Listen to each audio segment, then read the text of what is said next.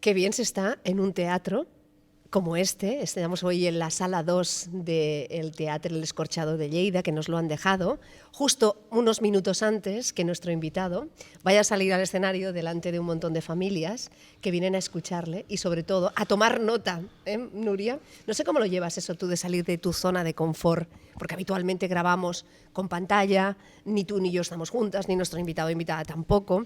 Eso de que salgas fuera de la pantalla, ¿cómo lo llevas? Pues la verdad es que eso de la zona de confort nos gusta mucho a todos. Siempre nos da un poquito de miedo, ¿no? de lanzarnos a cosas distintas, pero después una vez lo hacemos, oye, pues ni tan mal, ¿no? Y parece que te refuerza y todo decir, mira, pues prueba superada. Me gusta eso que digas de ni tan mal, porque es verdad. Las veces que hemos salido de nuestra zona de confort en Conve de Salud, hemos salido airosas. Y tanto, y de las que vamos a salir. Uy, cómo me gusta, ese es el estilo. Es mentalidad, Mariby, es mentalidad. No sé, vamos a preguntarle a nuestro invitado, porque él es doctor en biología y especialista en neuroeducación, y además es una de las personas que más se les pide opinión cuando se habla del mundo del cerebro y el adolescente, que va en conjunto. David Bueno, bienvenido al podcast. Hola, ¿qué tal?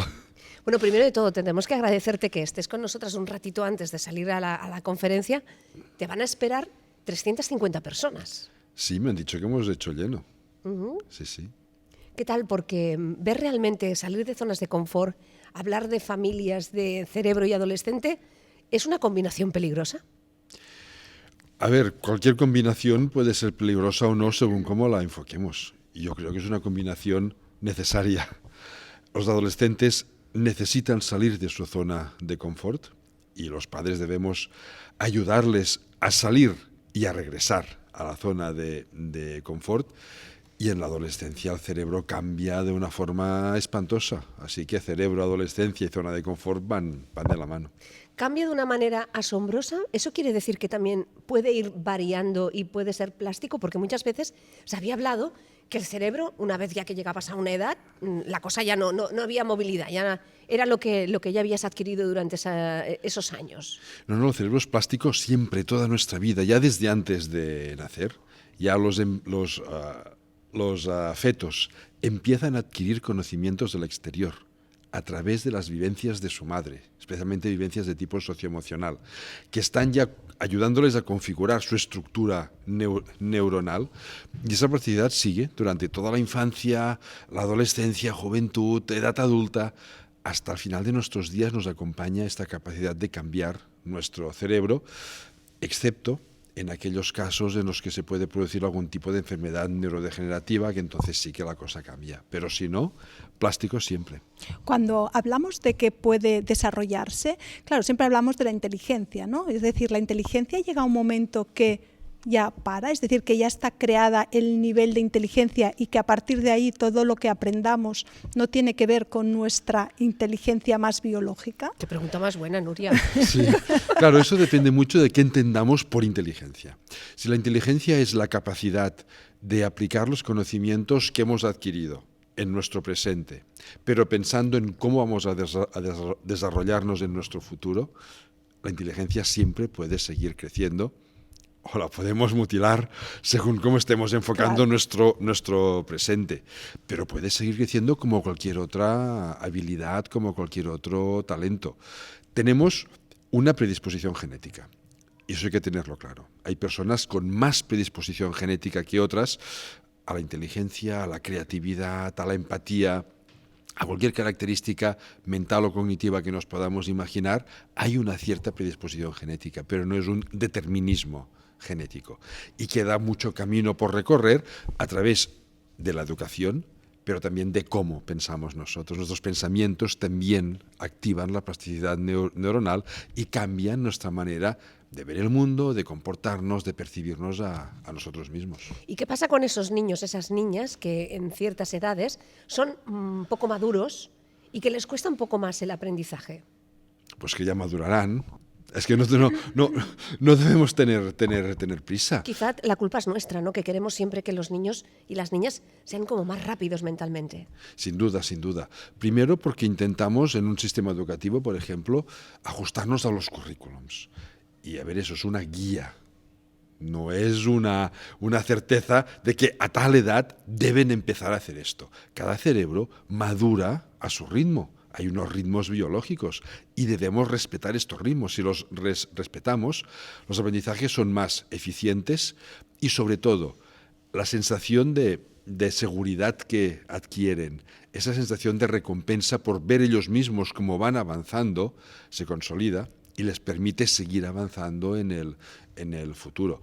Yo el ejemplo que pongo siempre, porque es uno de los que conozco mejor también, es el de empezar a leer, la lectoescritura. Claro, los currículums actuales prevén sobre los 5 años, pero entre los 4 y los 7. Entre los 4 y los 7, repito, porque es un intervalo muy amplio, es la edad en que el cerebro madura lo suficiente para empezar a leer.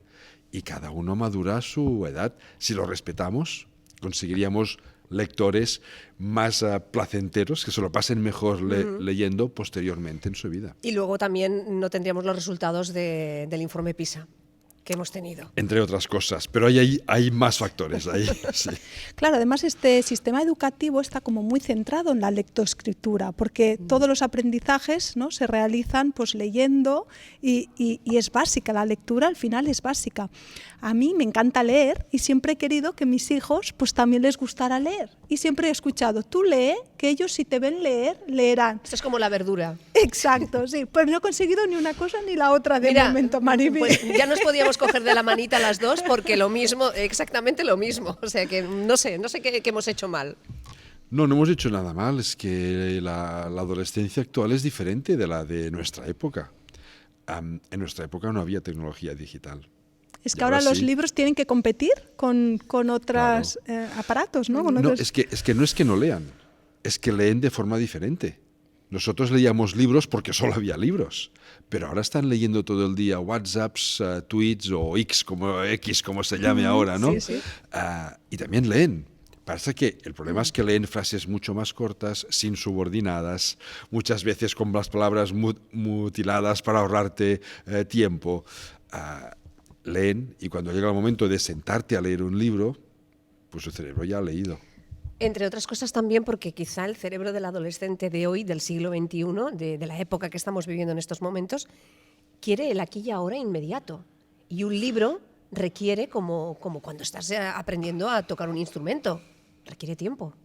Requiere tiempo y hemos acelerado todos nuestros procesos vitales, iba casi a decir. Todo tiene que ser no para ayer. Cuando yo era joven decíamos, nos piden esto para ayer, pero es que ahora lo pedimos para antes de ayer. Sí. Pero es que la misma vida lo lleva de esta forma. Si tú vas a comprar cualquier producto a una tienda y te dicen, mira, sí, pero no tengo tu talla, lo pido y lo recibiremos dentro de una semana. Uy. Tú buscas uno de estos aplicaciones de compra online y te lo traen mañana. ¿Y qué haces? Lo compras online para que te lo traigan mañana. Es decir, los adultos no estamos tampoco enseñando a demorar cualquier de estos procesos. David, y hay una frase que también en nuestra época se hablaba mucho, que era prepararnos para el día de mañana.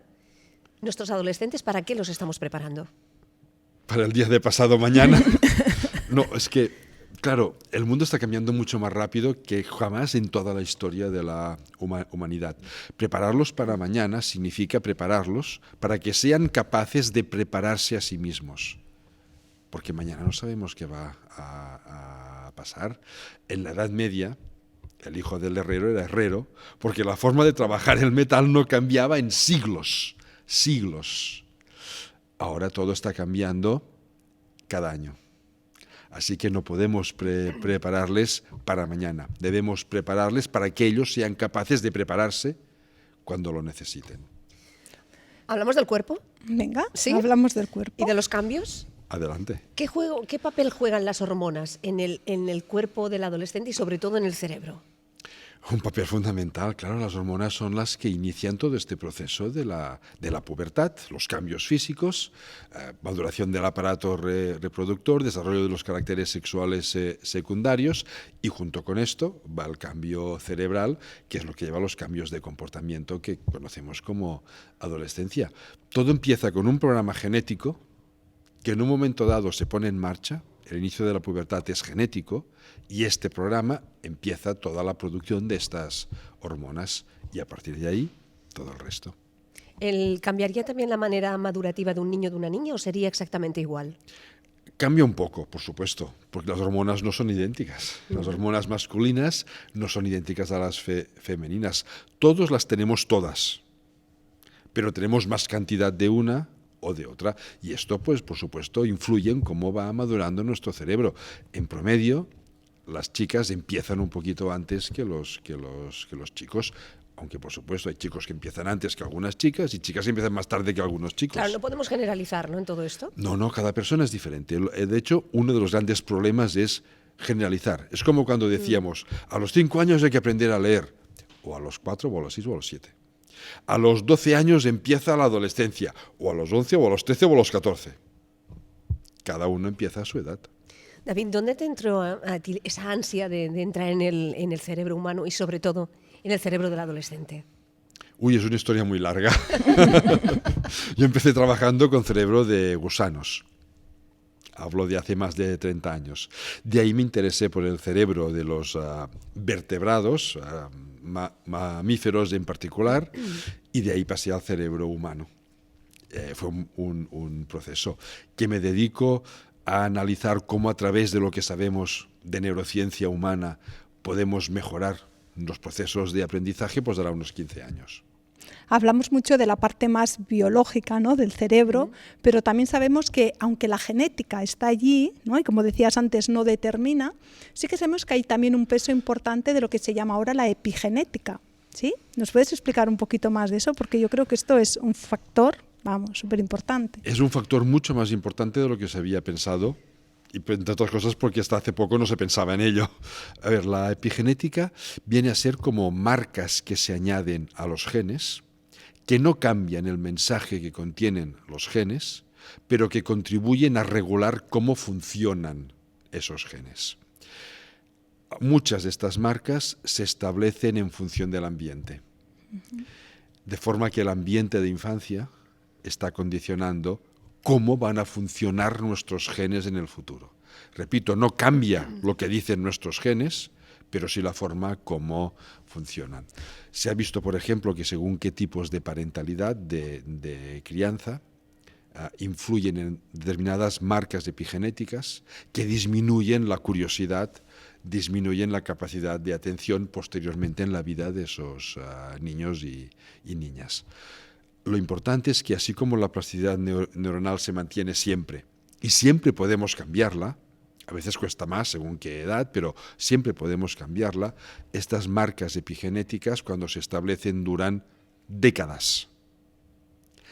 Podemos intentar compensarlo a través de la plasticidad neuronal, pero la marca seguirá ahí. Por eso es tan importante cuidar, sobre todo, la primera infancia. Y el entorno, ¿no?, que sea un entorno tranquilo, un entorno que ayude a que ese cerebro pueda madurar de una manera correcta. Lo más importante es el vínculo que establecemos ya desde el nacimiento, ¿eh? La primera vez que tú coges a tu hijo o a tu hija, ahí estás estableciendo un vínculo.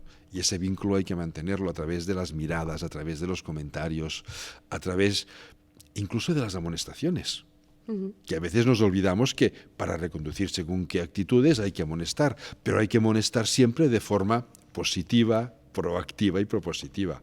No es el qué desastre, no haces nada bien, sino es el esto podemos hacerlo mejor.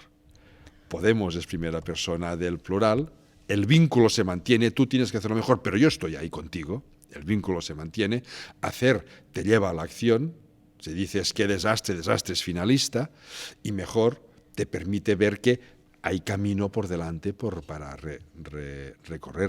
Y esto se ha visto que influye en algunas marcas epigenéticas y en muchas conexiones neuronales. ¿Nos podrías dar como unas pautas, David, para intentar hacer las cosas lo más correcto posible para que nuestros hijos, nuestras hijas, no caigan muchas veces en esas trampas de la tecnología, de las drogas, del porno, cuando son tan jovencitos? Acompañarles, estar a su lado. Se dice que las nuevas generaciones son nativos digitales, porque han nacido con el iPad bajo el brazo, y nosotros somos inmigrantes digitales. Pero una vez un filósofo de la educación oí que decía, y como nos conocemos, pues le robé la frase y él lo sabe, dice que deberíamos llamarles huérfanos digitales, porque nosotros no hemos sabido enseñarles a gestionar esta tecnología, porque nosotros no lo aprendimos cuando éramos niños y niñas. Hay que estar a su lado. Claro, ellos van a usarlo, van a mirar, van a navegar por las redes sociales. Si no estamos a su lado, ¿cómo van a aprender a distinguir de qué páginas, de qué influencers son útiles y correctos y les van a ayudar, y de cuáles son un auténtico desastre? Y ahí está, por ejemplo, el caso del porno. Claro, están aprendiendo sexualidad de una forma completamente sesgada, con una violencia implícita muy importante en muchos casos. ¿Y cómo lo distinguen de la realidad? Ellos distinguen de la realidad una película de Indiana Jones, porque por la calle no hay nadie con un látigo, y eso lo distinguen. Pero la sexualidad está presente en nuestras vidas. ¿Cómo distinguen que el porno no es lo que tienen que hacer cuando lleguen después de la adolescencia o la juventud? Ahí hay que estar a su lado. Claro, esto también me hace pensar un poco que nuestros padres, por ejemplo, no nos hablaban abiertamente de la sexualidad, ¿no? Y ahora hablar. Bueno, a ver, Nuria, a hablar. Que no nos salía según qué escena en la tele y hacían así. Bueno, ni el mando, te iba a hacer el gesto del mando. No. Uy, fuera. Los dos rombos, salían los dos rombos y ya a la cama. No, pero es que claro, ahora nosotros diríamos, pues nosotros ya empezamos a hablar de sexo con nuestros hijos, ¿no? Pues que claro, ahora si ya es un paso más. Si quieren hablar. Bueno, estamos allí para cuando ellos quieran preguntar, ¿no? Y siempre... No nos hablaban, pero lo descubríamos a la edad adecuada, que es cuando las hormonas te impulsaban a hacerlo. ¿Y qué edad es la adecuada? Bueno, se depende de cada uno. Eso, cuando la biología claro, ya empieza a ver, Maribel. empieza en la adolescencia. Da igual que sea una edad u otra. Empieza en la adolescencia y se mantiene. Ahora lo están descubriendo ¿con qué? ¿Con 7, con 8 años? Cuando su cerebro no entiende lo que está pasando ahí, pero se queda con esas imágenes, se queda con esos comportamientos y después intenta reproducirlos cuando las hormonas le llaman a hacerlo. Y eso no es real. Qué complicado, ¿no, Nuria? Sí, yo siempre pienso que cuando estamos educando a niños, ¿no? Que como decías antes, la biología sí que es importante, pero me doy cuenta cuando hablo siempre con expertos que es muy importante también ese modelaje, ¿no?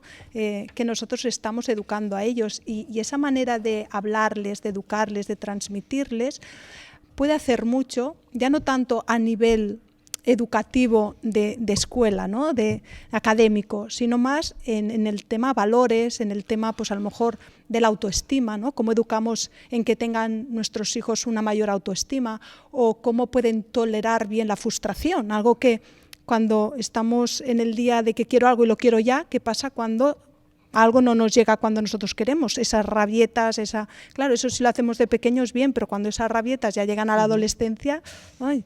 Entonces... Eso hay que trabajarlo ya desde la primera infancia también. Y muchas veces los culpables somos los adultos. A ver, cuando tu hijo o tu hija de 2 o 3 años tiene que vestirse por la mañana para ir al cole, si le damos prisa, o cogerá una rabieta porque la mano no le entra por la manga, o se lo haremos nosotros. En un caso estaremos induciendo respuestas de ira, la rabieta, y en el otro una sobreprotección, porque le estaremos haciendo una tarea que puede hacer por sí mismo. Ahí es donde fallamos. Démosle tiempo, estemos a su lado mientras está luchando con la manga para que le pase el brazo, y mientras tanto, pues vamos hablando con él o con ella, le vamos contando una historia, un cuento, le contamos lo que haremos el día, sin darle ninguna prisa, que tarda 20 minutos. ¿Cómo aprendemos a superar la frustración si no nos frustramos, pero tenemos tiempo para seguir adelante?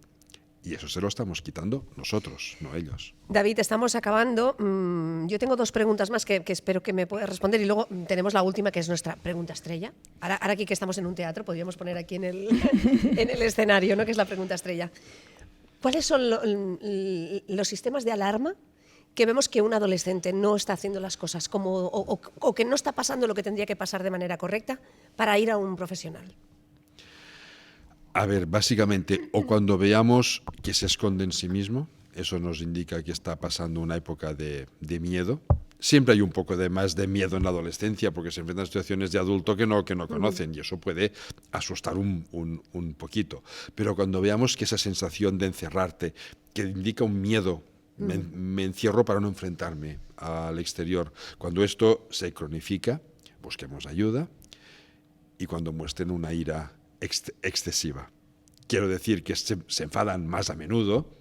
¿Por qué? Porque están aprendiendo a controlar sus propios instintos.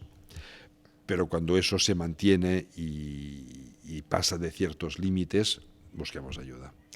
David, tú empezaste con gusanos y del cerebro de los gusanos has ido evolucionando. ¿Qué crees que nos depara el futuro en cuanto a la investigación del cerebro humano? No sé qué nos depara, pero sí sé lo que me gustaría que nos deparase. Y a mí me gustaría que nos diese un conocimiento, que nos permitiese decidir mejor cómo llevar una vida digna, empoderada y de bienestar. No de felicidad, no de felicidad. La felicidad es efímera, es muy guay, pero es efímera. No, de ese bienestar que te permite encontrarte a gusto contigo mismo y con tu entorno, tener superar, paz, ¿no? Frustrarte a veces y superar las frustraciones que tienes. Tener un poquito de paz interior y a partir de aquí... Cada uno que... ¿Me lo compras? Claro. Acabamos como aquel que dice, y hay una pregunta que, teniendo a Nuria, que ella es psicóloga y experta en alteraciones del sueño, siempre hacemos a nuestros invitados. Habitualmente lo hacemos detrás de una pantalla y la cosa queda como más íntima. ¿Cómo duerme David Bueno? Oh, como un bebé. De verdad. No. A ver, duermo pocas horas. Suelo dormir unas 6 horas no más y me despierto ya por la mañana. Pero hay muchas noches que no soy consciente de haber apoyado la cabeza en la almohada. Me meto en la cama, me tapo con la manta y me despierto al cabo de 6 horas. Y como el despertador no ha sonado todavía, es una hora de máxima felicidad. Estar pues la media hora o la hora que falta hasta que suene al lado de mi esposa, oyendo cómo va respirando tranquilamente. Y yo ahí feliz, duermo como un bebé. Nadie nos había dicho esto, tan No, bonito. nadie tan bonito. Este corte te lo vamos a preparar para que se lo pases a tu compañera. Lo sabe, ya lo sabe ella. Bueno, mira, ahora ha dicho como un bebé y seguro que muchos padres si nos escuchan dicen, bueno, depende de qué bebés, porque hay algunos bebés pobres que duermen bastante mal. A mí lo que me gustaría, sobre todo, porque siempre cuando hablamos del sueño, yo siempre digo que los adolescentes precisamente son los que tienen más deuda de sueño. Ya la tecnología, las luces, esta vida que llevamos 3/24 nos ha quitado horas de sueño, pero si realmente hay un grupo de población que está afectada con esa privación de sueño, son las adolescentes totalmente. Sí, y hay otro factor ahí, y es que en la adolescencia este ritmo circadiario que hace que por la noche nos entre sueño y por la mañana nos despertemos, se retrasa un par de horas en promedio. Les cuesta más conciliar el sueño por la noche porque se retrasa y por la mañana les obligamos a levantarse pronto. ¿Y si retrasamos el horario escolar? ¿Cómo lo verías? El hecho de, porque es una de las demandas que siempre los expertos en sueño decimos, es que claro, nuestros adolescentes empiezan al instituto, es como si nosotros empezáramos a trabajar a las 4 o las 5 de la madrugada. ¿Cómo está nuestro cerebro en ese momento como para estar atentos, claro, aprender, relacionarse? Claro, eso sería útil, pero tendría que ir acompañado también de un cambio de usos sociales. Si empiezan el instituto a las 10 de la mañana, pero a las 2 están comiéndose un plato de macarrones inmenso con un bistec y con no sé qué, que después la sangre tiene que ir al estómago para poder digerir y el cerebro ya no funciona tan bien, pues ahí tampoco no estamos ganando mucho. Es decir, hay que cambiar para secuenciar toda tu vida diaria en función de estos ritmos. El autor del Cerebro del Adolescente, con más de 40.000 lectores, acaba de presentar Educa tu cerebro. Él es David Bueno, doctor en biología y especialista en neuroeducación. Te damos las gracias porque hoy nos has acompañado. Hemos salido de nuestra zona de confort. Estamos en un escenario, porque estamos en la sala 2 del Teatre del Escorchado de Lleida, y te agradecemos muchísimo que hoy estés con nosotras en Conve de Salud. Y a vosotras por que hacéis unos podcasts fantásticos. Gracias, que vaya muy bien. Gracias, David.